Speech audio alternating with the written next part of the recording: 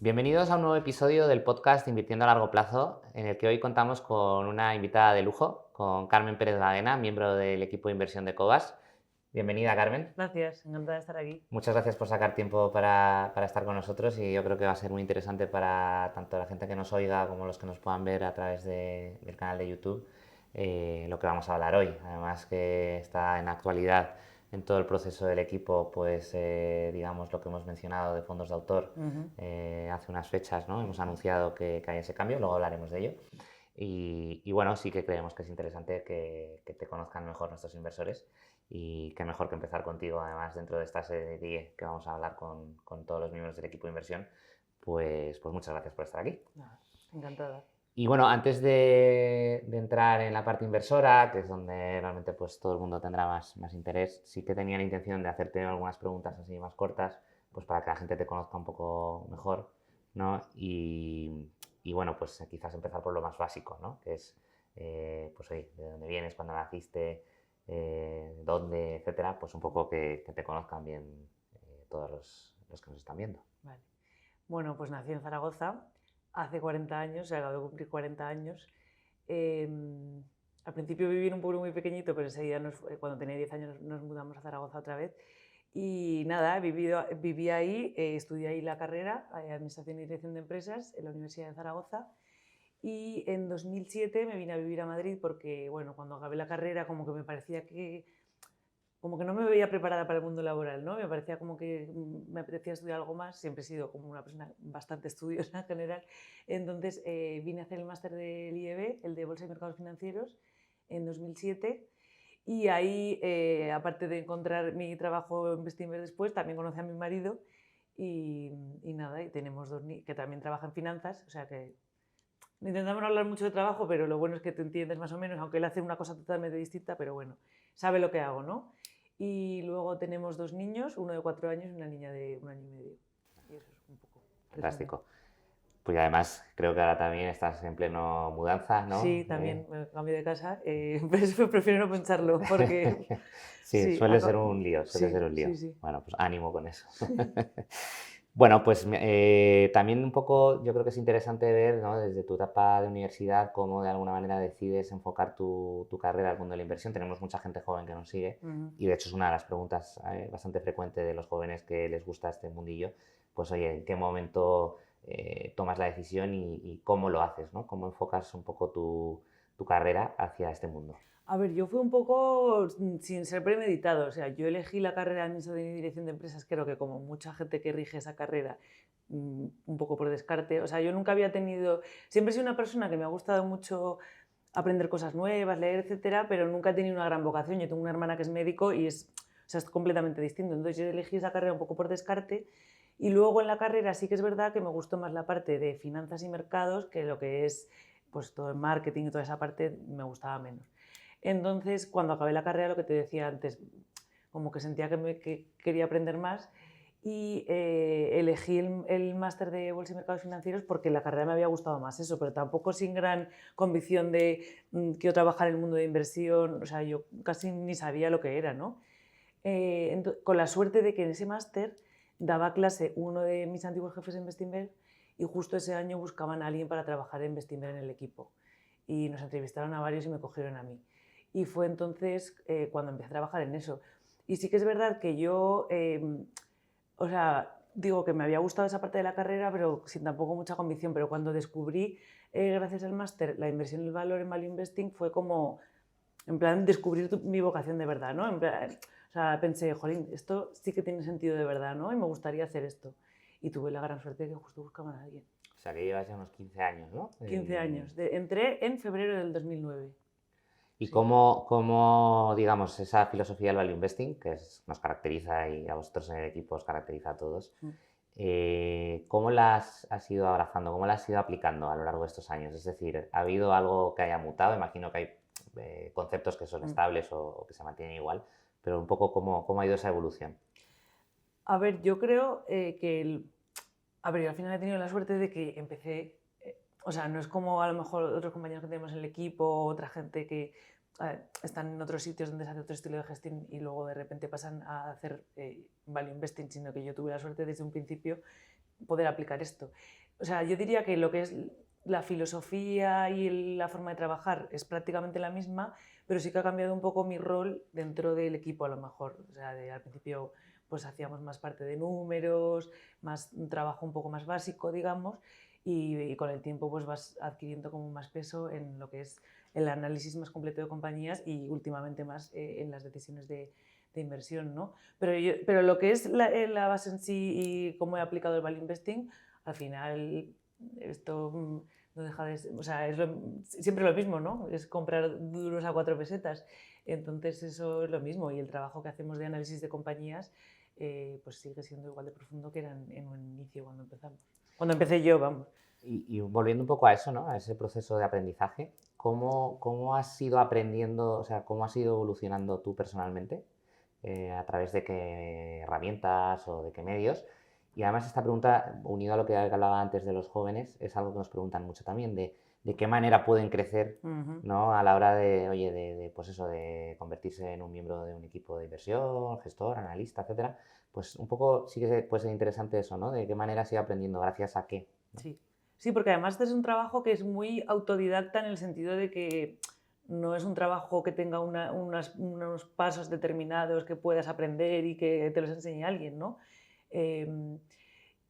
Yo creo que, o sea, al principio obviamente leí muchísimo de inversión, sigo leyendo, lo que pasa es que obviamente pues ya cuando lees a todos los grandes del value investing pues siempre aparecen cosas nuevas, ¿no? Pero leí mucho de inversión. El primer libro que me leí, me acuerdo, fue el de Peter Lynch, que para mí fue como no sé si como que tengo ese recuerdo de al ser el primero, pero fue como transformador y yo creo que es el que más recomiendo.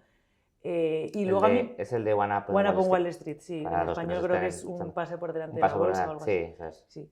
Yo, si la gente habla inglés, o sea, recomiendo leerlo en inglés, porque Vale. creo que con la traducción se pierden cosas. Y luego a mí me sirvió mucho también, o sea, creo que es importante en este trabajo que al final tienes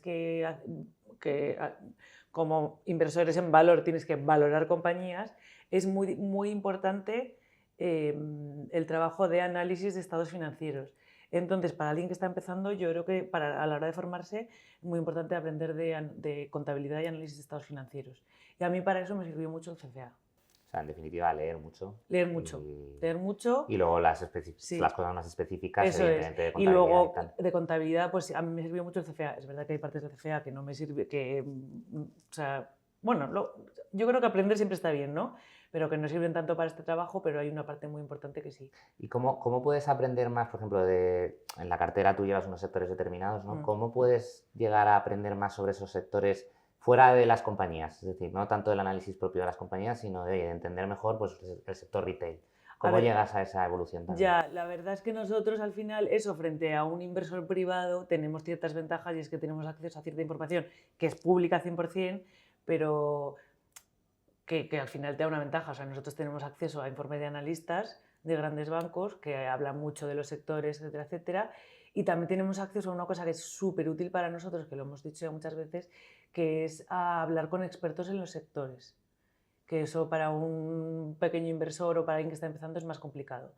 Para alguien que está empezando yo diría que de las cuentas anuales de las compañías aprende muchísimo, muchísimo, muchísimo.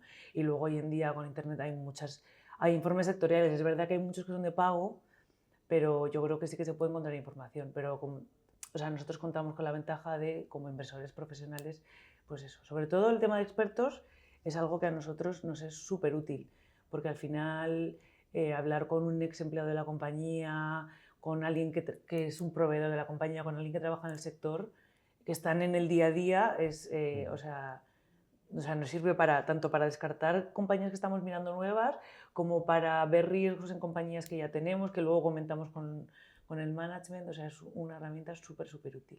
Pues la verdad que tiene mucho valor estas claves que has dado y estoy convencido de que mucha gente que nos oiga También, o sea, por ejemplo, muchas veces los expertos pues son gente que conozcas. Siempre que conoces gente que trabaja en algo, un amigo que trabaja en cierto sector que te puede contar cosas del sector. O sea, al final es un trabajo que aprendes mucho en tu vida en general, ¿no? O sea, por ejemplo, en el sector retail todos vamos a tiendas. Es verdad que no puedes juzgar un retailer por una tienda que visites, pero bueno, siempre te da... Sí, tienes feedback y tienes la experiencia propia y Sí. está claro. Y ya entrando más en tu trabajo del día a día, ¿Qué es lo que más te apasiona y por qué? Al final es aprender. O sea, esto es un trabajo que yo creo que si eres una persona que te gusta estudiar, conocer cosas nuevas y aprender, es el mejor trabajo que puedes tener.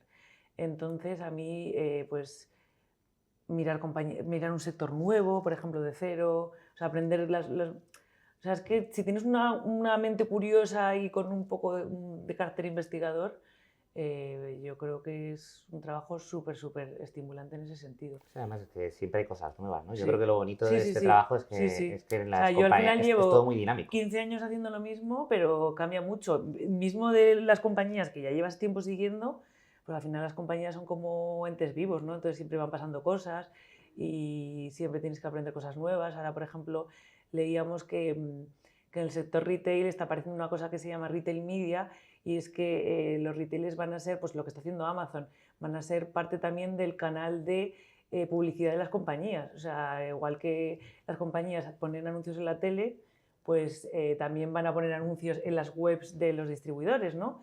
Entonces, pues siempre, o sea, como que el mundo está en constante cambio, entonces siempre aprendes cosas nuevas. Nada, interesante, sin duda.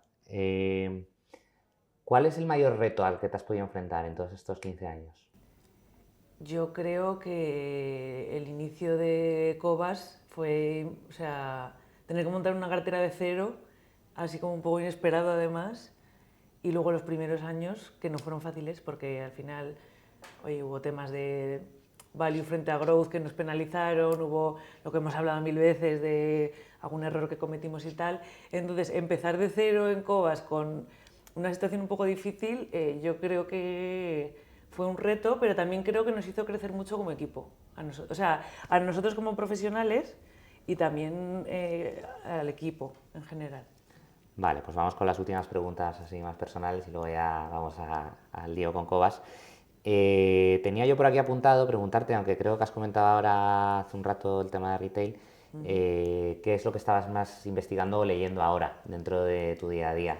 Entonces no sé si a lo mejor precisamente lo que has Estoy comentado. viendo ahora, estoy mirando dos compañías nuevas que no voy a decir el nombre, que son dos retailers que están, pues eso, a peor parecido al de nuestra cartera, 6-7 veces. Y luego este año, sobre todo a principio de año, leí mucho sobre el sector del tabaco. O sea, sí que es verdad que es un sector que habíamos mirado antes, pero este año estuve estudiando, vamos, de lleno. Eh, Porque además es un sector que así a priori parece como muy aburrido, ¿no? Pero que está cambiando mucho.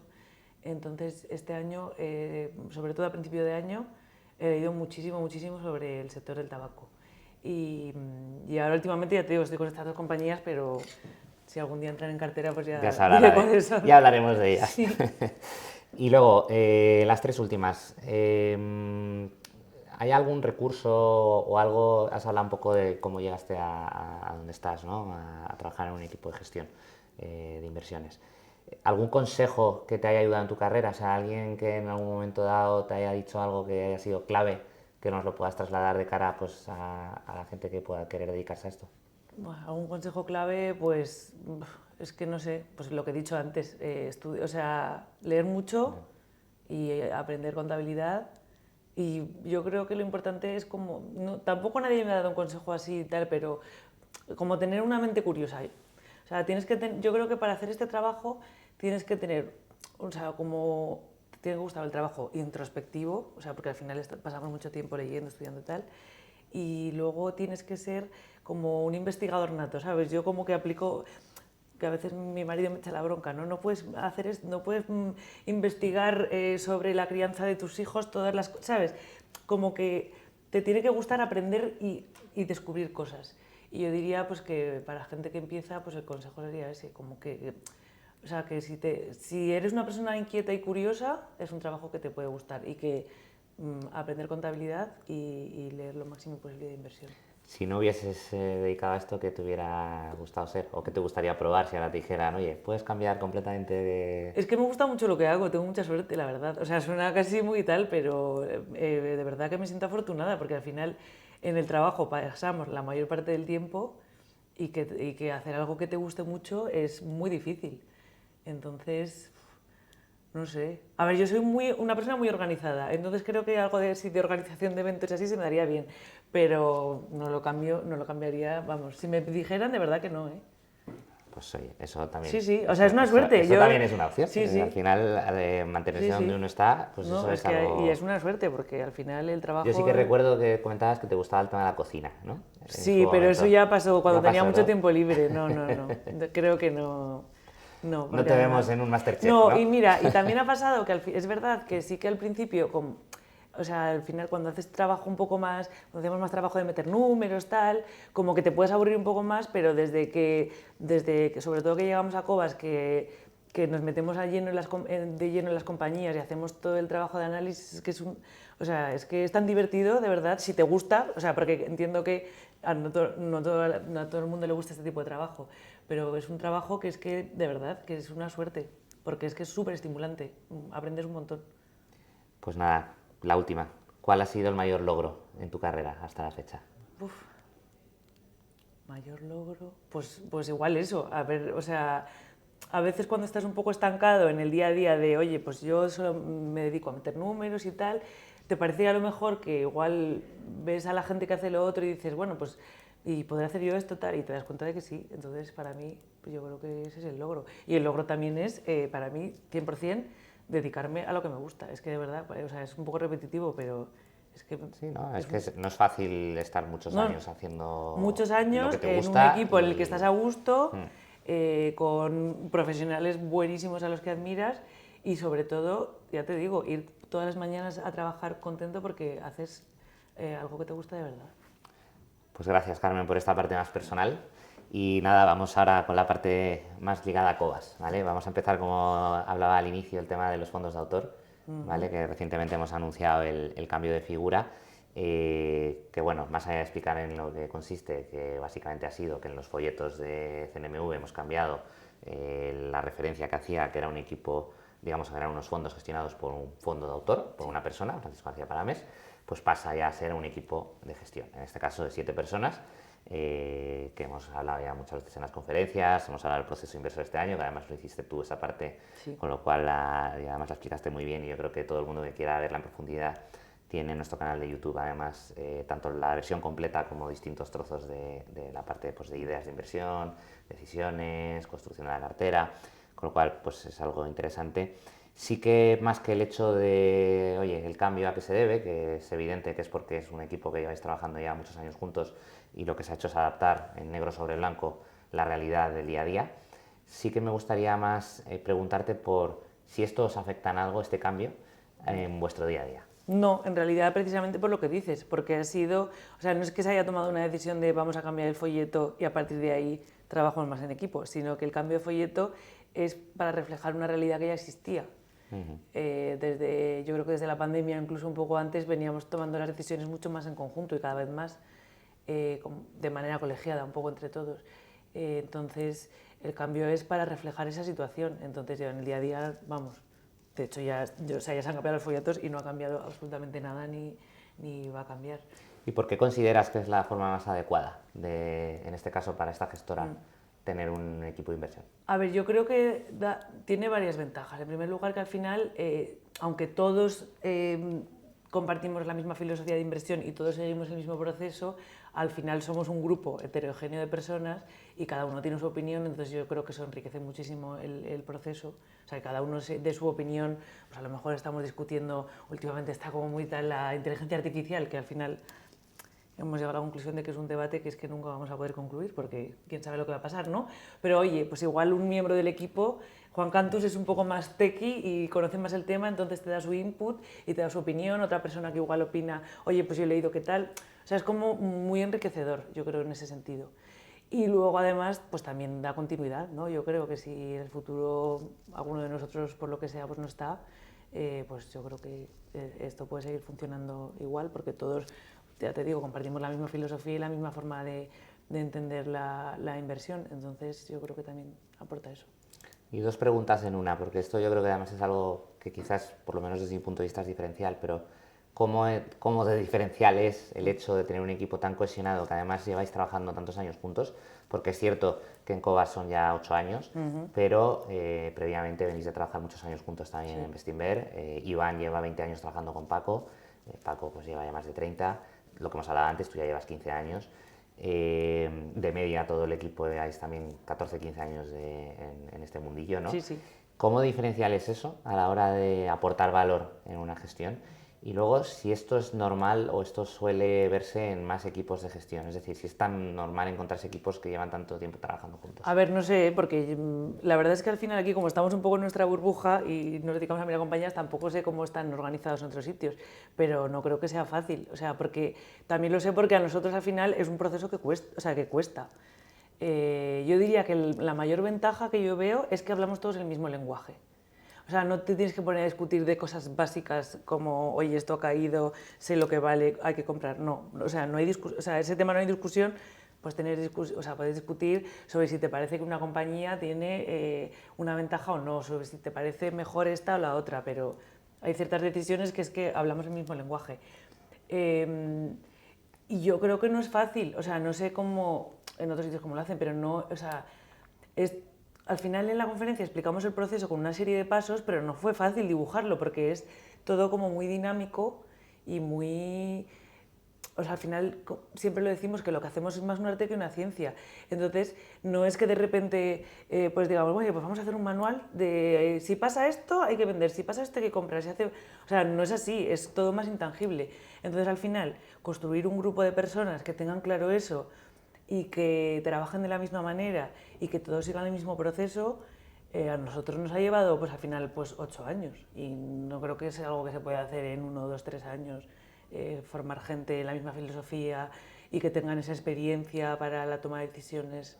Me parece que sí que es un activo muy importante. No, yo veo clave lo que has dicho de hablar en el mismo lenguaje, ¿no? Sí, total. Yo, por ejemplo, total. en el equipo de relación con inversores también me pasa con el equipo, es decir, que al final llevamos ya pues 7 años trabajando juntos, incluso con algunos miembros llevo más años trabajando también de la etapa anterior en Bestinver, y es que esa forma de trabajar, el hecho de que no tengas que empezar por lo básico, Eso es, sino o sea, que no puedas tener ir que discutir directo, cosas básicas, que al final... te hace muy eficiente. O sea, parece que es como muy sencillo, pero es verdad que la mayoría de la gente del sector, por los incentivos o por cómo está estructurada la industria o por lo que quieras, tiene una visión como mucho más de corto plazo, piensa en otras cosas, entonces al final que todos hablemos ese mismo lenguaje y no tener que discutir cosas básicas es que ahorra muchísimo tiempo y lleva a que el trabajo sea como mucho más rodado. Sí, ¿no? Y los debates entre el equipo tengan más Eso valor es, también. justo, no tienes no que te estar detienes discutiendo por cosas justo. que son básicas. Sí, que no tienen tanto valor añadido en un Eso momento es. dado y puedes ir al grano, ¿no? Eso es. Has hablado de un poco del proceso inversor justo, ¿no? De lo que costó plasmarlo,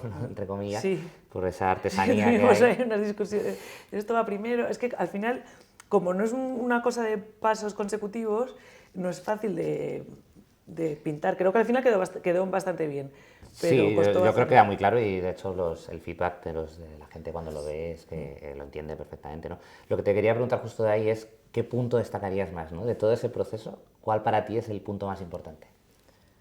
El punto más importante del proceso, no sé, es que todos son importantes, pero yo creo que el trabajo inicial de análisis, aunque luego el análisis se sigue refrescando, porque como lo que hemos dicho antes, las compañías cambian, la tecnología irrumpe, pasan muchas cosas, yo creo que el análisis inicial, donde aprendemos todo, cómo funciona el negocio, hablamos con un montón de expertos, lo que hablábamos antes, hablamos con la compañía, yo creo que es una parte muy, muy importante. O sea, al final, lo importante de nuestro proceso es llegar a lo que guía nuestras decisiones, que es la valoración de la compañía, que luego depende de muchas cosas, depende de si la compañía tiene barreras de entrada o no, depende de cómo va a evolucionar el negocio, pero para llegar a esa valoración, ese trabajo previo es súper importante.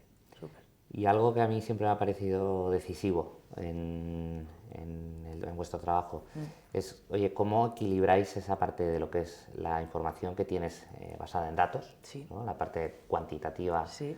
claramente, con esa parte más de intuición, más cualitativa a veces de las propias compañías, incluso también esa intuición basada en vuestra experiencia? Es decir, ¿cómo llegas a un punto de equilibrio ahí para ver de ¿Hacia dónde, ¿sabes? ¿Hacia dónde vas de la Ya. balanza? A ver, yo diría, así como norma general, que cuanto menos pese la intuición, mejor. O sea, porque al final, ¿sabes? Hay que hacer todo lo más objetivable posible dentro de lo que hacemos.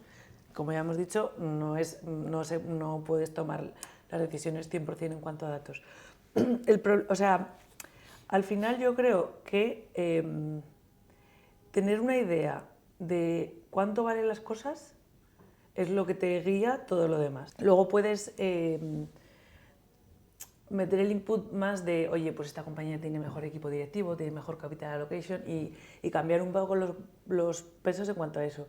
Pero sí que es verdad que cuando tú llegas a una valoración, que no es un número exacto porque es imposible, no somos magos, pero cuando llegas a una valoración sí que has tenido en cuenta ciertos inputs en ese número que son de información cualitativa, es decir, nosotros, depende de si el negocio tiene más barreras o menos de entrada, aplicamos mayor o menor múltiplo a la hora de hacer la valoración. Entonces eso ya está recogido ahí. Hay otras cosas pues, como la calidad del equipo directivo que es más difícil de meter en un número. Pero bueno, con nuestros cálculos que siempre hablamos de ROCE, yield, precio objetivo, eso ya tiene inputs ahí metidos, ¿sabes? Y aunque no sé, o sea, obviamente no tomamos las decisiones 100% en base a eso, sí que saber la valoración es importante porque al final, cuando una compañía cae mucho, si tú sabes más o menos lo que vale, es lo que te da la convicción para comprar cuando cae, no sé si me explico, o para ir vendiendo sin caer en el sesgo de me enamoro de la compañía y no vendo porque esta compañía, ¿sabes? O sea, al final yo creo que es un mix de todo, pero que debe pesar más la diferencia entre precio y valor. Y no es tanto intuición o no como centrarte en eso. Y luego, obviamente, siempre la experiencia te da un grado, pero yo creo que la experiencia sobre todo te da un grado a la hora de saber esto es buen negocio, esto no, o sea, que hay barreras, no hay barreras, este equipo directivo sí o no, y todo eso sí que lo puedes hacer. La valoración sí que tiene parte de eso recogido, ¿no? Entonces ahí cuando miras el upside de las compañías y el ROCE, sí que puedes, eso sí que puede ser una parte muy importante de cómo tomar la decisión.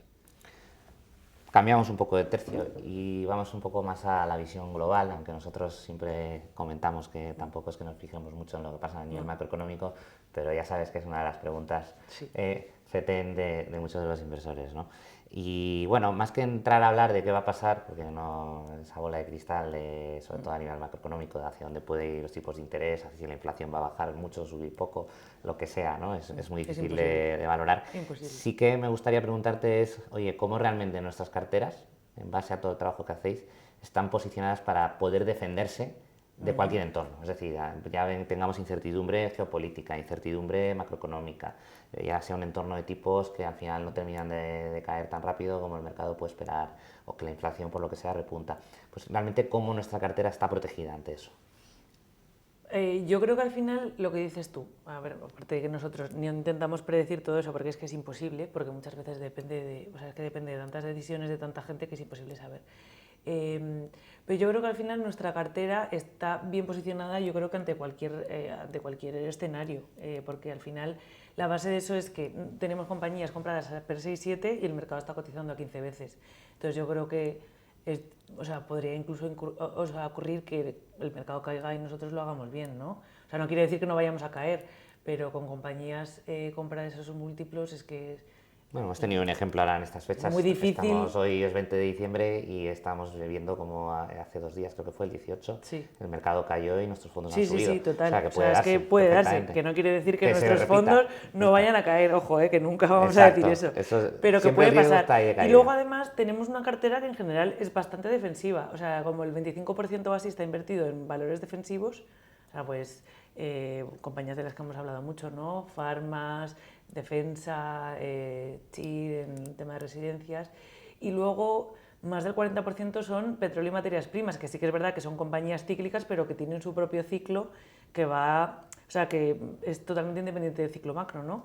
Entonces, yo creo que eso, tenemos una cartera bastante defensivas, y la parte que es un poco más cíclica, a lo mejor más expuesta al ciclo económico, son compañías que lo que decíamos, están compradas, ¿sabes? Después de caídas muy fuertes, a múltiplos muy bajos, que tienen posiciones financieras muy fuertes, con barreras de entrada. Entonces, yo creo que nuestras carteras son robustas en cualquier escenario, lo que no quiere decir que no puedan caer, pero que se puede dar perfectamente el escenario que hablábamos, que caiga el mercado y nuestras carteras suban. Antes de entrar ya a detalle de compañías que tú sigues de forma más específica, del 1 al 10, ¿qué nivel de optimismo tienes con la cartera actual? Y lo más importante, ¿por qué? Hombre, pues 10. Yo tengo todo mi dinero, el que me ha quedado después de comprar la casa que hemos hablado antes, lo tengo invertido en los fondos de Cobas. Y es que es verdad que al final, a pesar del buen comportamiento que hemos tenido en los últimos años, los fondos siguen teniendo un upside de más del 120%, ¿no? Están cotizando a 6-7 veces y con con una calidad buenísima, con roces muy altos. Entonces, yo creo que 10 por eso y por el atractivo de las carteras y por la convicción en el sentido de que ya lo que hablábamos, llevamos 8 años aquí y son compañías, sobre todo las que más pesan, que conocemos prácticamente desde el inicio, ¿no? Entonces, eso también te da una tranquilidad de que pues es mucho más difícil cometer errores, yo creo. Entonces yo creo que eso, con el trabajo que hacemos de buscar nuevas compañías y de crear valor con las que tenemos, a pesar de la subida hemos conseguido aumentar el valor objetivo y el potencial sigue siendo muy alto en las carteras. ¿Cuáles son los sectores que te encargas tú más de profundizar en ellos? A ver, sí que es verdad que nosotros podemos dar ideas en o sea, tenemos libertad para dar ideas, no es como en otras gestoras que a lo mejor tú te encargas de unos sectores y tú gestionas esa parte, no. O sea, nosotros podemos dar ideas en cualquier sector que queramos. Pero sí que es verdad que al ser 7 personas, con el paso de los años sí que pues, vas adquiriendo más expertise en unas cosas y en otras. Yo sobre todo siempre he mirado todo el tema más de TMT, sobre todo tecnología, no, perdón, tecnología, no solemos mirar mucho, telecoms, también parte de media y luego todo lo relacionado con consumo, retail, lujo, toda esa parte. Siempre he hecho yo más, pero bueno, ya te digo que pues hay veces que he encontrado alguna idea del sector de petróleo o yo que sé, Juan Huerta ha encontrado alguna idea de retail y la trabajamos entre los dos, o sea, es como muy abierto todo, ¿no? Y en estos sectores hay oportunidades ahora mismo, evidentemente las hay porque tenemos algunas compañías, Sí. pero realmente a nivel sectorial, ¿crees que es un buen momento para ellos o, A ver, o hay que ir caso a caso? A ver, nosotros ya sabes que siempre vamos caso a caso. Yo ya te he dicho que estoy mirando dos compañías ahora del sector retail. Además estuve la semana pasada en Londres viendo una de ellas, cotizando a niveles muy atractivos. O sea, que hay oportunidades realmente. Sí, sí, o sea, sí. que no Sí, sé sí. si fácil, pero que sí que hay posibilidad de encontrar buenas A ver, yo compañías diría ahí. que en telecoms a lo mejor menos, tampoco nunca digas nunca, porque luego siempre hay casos, porque es un sector muy regulado y al final siempre nos cuesta sectores muy regulados, siempre depender de reguladores es complicado. Retail también no es un sector fácil para invertir, porque hay muchas partes del retail que no tienen barreras de entrada, pero sí que hay cosas interesantes. Ya te digo que yo ahora estoy mirando muy de cerca dos compañías que para principio de año creo que ya se las voy a presentar al equipo. Entonces sí que hay oportunidad. Nosotros tenemos la cartera invertida Sí, al 100%. sí, virtualmente al 100%. El 1% de liquidez y el resto invertido. Sí, eso. Y de las que hay en cartera, ¿cuál es la compañía que más te gusta? ¿La cubras tú o no? Es que siempre hay un poco de sesgo de lo que tú conoces más, ¿no? A ver, yo creo que estamos teniendo un buen momentum en muchas compañías. Pues Gora está funcionando fenomenal. Carris, que hablábamos antes de empezar, que ha habido algunos retailers en Reino Unido que han hecho profit warnings y que parecía que iba a ir peor y ellos han publicado muy buenos resultados. Y luego Carris, por ejemplo, además es el caso que, aunque la acción lo ha hecho muy bien este año, sigue teniendo mucho potencial, ¿no? Y por eso sigue pensando casi un 5% de la cartera. Yo diría que obviamente las compañías que más nos gustan son las que más pesan. Carris es verdad que yo es que la conozco más de cerca, entonces igual tengo ahí Que es un sesgo, ese sesgo, que mira, que ahí es donde entra la labor de equipo, ¿no? Que como todos hablamos un poco cada uno ¿sabes? Cada uno como que defiende un poco sus compañías, pues al final se acaba llegando a una solución de equipo, ¿no? Y no tienes, ese sesgo está como más difuminado. Pero sí, de las compañías que yo cubro más de cerca, Carris es la que más peso tiene, pero por un motivo, ¿no? Tiene un equipo directivo muy bueno, lo están haciendo muy bien, o sea, un cierto momento que la situación financiera se complicó un poco, eso lo han solucionado sin ningún tipo de ampliación de capital, sin ningún coste adicional para el accionista. Además, como eso ya lo han solucionado, parece que ya van a empezar otra vez a remunerar a los accionistas y parece que puede que hagan algo de una mezcla de dividendo y recompra de acciones, o sea que está funcionando bien y sigue teniendo potencial, o sea que... Te iba a preguntar justo por Currys, o sea que genial que vale. lo hayas contestado. O sea, No, si quieres me preguntas por fantástico. otra, pero... No, realmente es eso, ¿no? O sea, yo creo que es una de las posiciones más importantes que tenemos en cartera y que tú dominas y que llevas siguiendo muchos años, y yo creo que el update que has hecho después del buen comportamiento que ha tenido la acción, además, justo en estas fechas, pues yo creo que es perfectamente válido. Vamos a ir acabando, si quieres. ¿Tú consideras que es un buen momento para invertir? ¿O los inversores típicos que nos preguntan, oye, ¿me espero? Es que quién sabe, ¿no? O sea, si tuviéramos la bola de cristal, yo creo que nadie sabe lo que va a pasar en el corto plazo. En buen momento de invertir, yo lo que hago es cuando tengo dinero. Cuando tienes la liquidez, pues es imposible predecir el mercado. Aparte que si intentas predecir el mercado, corres el riesgo de perderte, o sea, perderte momentos buenos y al final acabar teniendo pérdida de rentabilidad, ¿no? Entonces, yo creo que bueno, a mí siempre me ha parecido un ejercicio totalmente inútil intentar predecir el mercado porque es que a corto plazo es totalmente impredecible. Sí, el market timing, o sea, a largo plazo sabemos que el precio tiende a reflejar el valor de las compañías, pero a corto plazo es una lotería. Entonces, ¿es buen momento? Yo creo que mira, con las carteras que tenemos nosotros, o sea, con un 30% de upside, pues claro que es buen momento, sí. Igual a lo mejor... pues igual escalonarlo un poquito, pero vamos, yo lo que hago con mi dinero es, oye, cuando entra a lo mejor cuando nos pagan el bonus tal, va directamente ahí. Vale, pues salvo que quieras aportarnos alguna última cosa que se te quede en el tintero, que quieras Yo creo que compartir. hemos hablado un poco de todo. Nada, pues para cerrar quizás para todos los que nos oyen o nos ven, aunque ya lo has comentado antes un poco, pero sí me gustaría preguntarte, si miraras hacia atrás, ¿qué desearías haber sabido antes que lo sabes ahora? Y la experiencia evidente, pero ¿hay algo que dirías, oye, pues esto ha sido el punto clave? Pues no sé, la verdad. Es que como he tenido siempre tanta suerte de estar, ¿sabes? De trabajar siempre con los mejores, de trabajar con Paco, pero igual decirme a mí misma, oye, que sí que puedes hacer más, ¿sabes? Como creer más en mí misma y pues oye, ¿te acuerdas que siempre nos costaba un montón hablar en público? Oye, pues sí que lo puedes hacer. ¿Sabes? O al final, este es un trabajo que es, o sea, que al final... Si, como te decía antes, eres una persona inquieta, que te gusta estudiar y tal, es súper agradecido. Entonces, pues haberme dicho a mí misma, oye, que sí, vas a poder estar en la toma de decisiones, dar ideas de inversión, que a veces parece que cuando nos metemos un poco en el día a día como que es más difícil, pero yo creo que eso. Pero ya te digo que como, o sea, al final siempre he tenido la suerte de estar en lo que me gusta, pues nunca me han tenido que dar un consejo de, oye, cambia esto y haz esto porque te va a ir mejor. No, al final... Pues, ha sido fácil. Pues, oye, bueno, fácil, ha habido momentos difíciles, hombre, pero...